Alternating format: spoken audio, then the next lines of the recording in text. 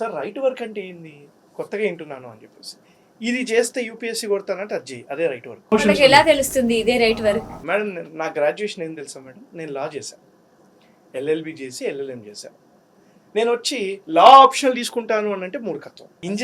Last 10 సంవత్సరాలలో madam 65% of the rankers are engineers.